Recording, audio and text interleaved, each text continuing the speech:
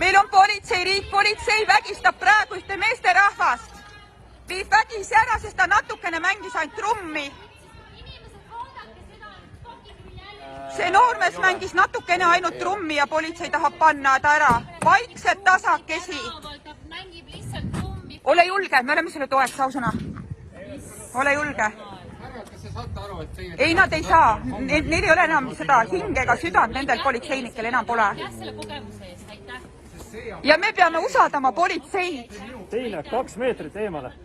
Oota, kas teie olite seal eemal minust või? Hoidke eemale. Ärge tulge lähemale. Hoidke 2 meetrit eemale. Saate ära. Me oleme 2 meetrit. Ta kohe hakatakse meid ka veel vägistama niimoodi. Tundub nii. Kui sa nagu trummimehe peale nüüd hulluks läksid, siis ilmselgelt nagu ei ole okei. Ei maksa altkulmu vaadata üldse, sest see ei ole okei. Vanalinnas on muusika mängimine keelatud. Ta ei mänginud muusikat, ta natukene harjutas, see oli nii vaikselt ja tasakesi. Ja muiatas, et ta sai aru sellest lõpetas ja 15 minutit hiljem hakkas uuesti mängima. Jaa, et kes te nüüd olete siis lapsevanem mingi või? Ja see on meie Eesti politsei, kes ahistab Eesti inimesi.